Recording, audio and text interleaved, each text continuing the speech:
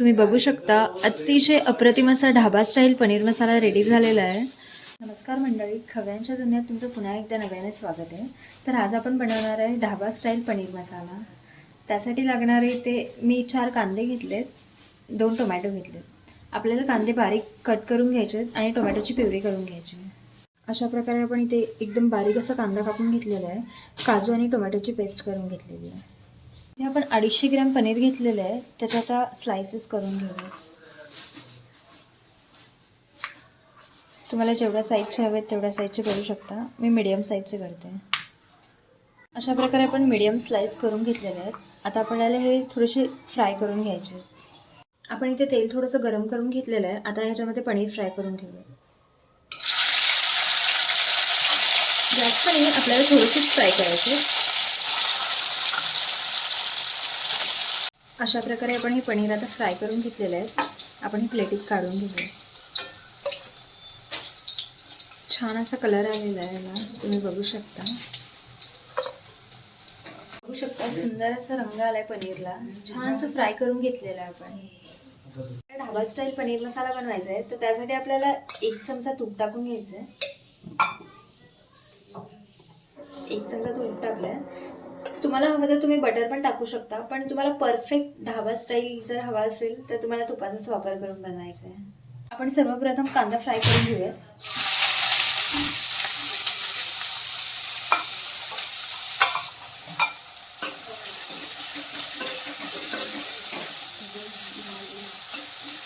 कांद्याला थोडासा रंग येईपर्यंत फ्राय करून घ्यायचं, थोडासा लाल रंग येईपर्यंत।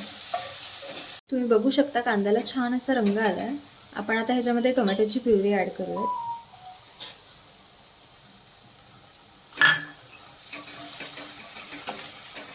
दोन ते 3 मिनिटं हे असंच ठेवायचं आहे।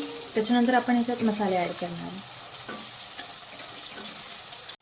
2 ते 3 मिनिटानंतर टोमॅटो आपला छान कांद्यामध्ये मिक्स झाला आहे। आता आपण ह्याच्यामध्ये मसाले ॲड करून घेऊ। 1 चमचा लाल तिखट टाकला आहे, थोडीशी हळद, अर्धा चमचा गरम मसाला,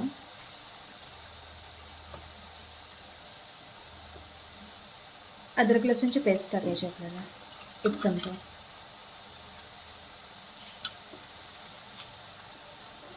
सुहाना पनीर मसाला 1 चमचा टाकून घेऊया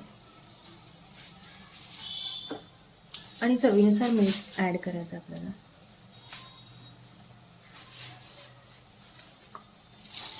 सर्व असं एकजीव करून घेऊयात आपण,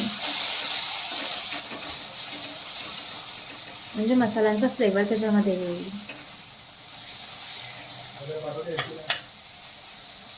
आता सर्व मसाले आपले छान असे फ्राय झाले तेलामध्ये। आता आपण ह्याच्यामध्ये जी काजूची प्युरी बनवून घेतली ती टाकूया।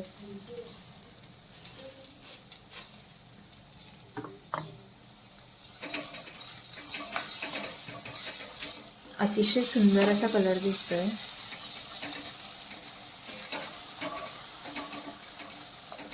तर 3 ते 4 मिनिटं ह्याला वाफवून घेऊया छानपैकी। तुम्ही बघू शकता छानपैकी मस्त असा मसाला आपला वाफवून घेतला आपण 3 ते 4 मिनिटांमध्ये। आपण ह्याच्यामध्ये थोडंसं पाणी ॲड करून घेऊया। तुम्हाला कन्सिस्टन्सी ज्या पद्धतीने हवे त्या प्रकारे तुम्ही पाणी ॲड करू शकता। मी ते थोडंसं पाणी ॲड करते, ग्रेव्ही टाईप करायचं म्हणून।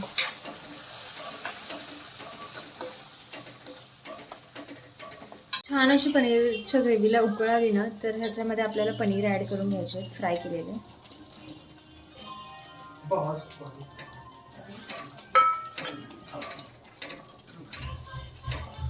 आपण वरून आता कोथिंबीर टाकून घेऊया। भाजीला स्वाद येण्यासाठी आपण वरतून कसुरी मेथी टाकूया थोडीशी, ऑप्शनल आहे, तुम्हाला आवडली तर तुम्ही टाकू शकता। अतिशय सुंदर आणि टेस्टी दिसतोय। तुम्ही पण खाऊन बघा, घरी रेसिपी नक्कीच ट्राय करा आणि मला कमेंट करून सांगा। व्हिडिओ आवडला तर व्हिडिओला लाईक करा, शेअर करा आणि खव्यांच्या दुनियाला नक्कीच सबस्क्राईब करा।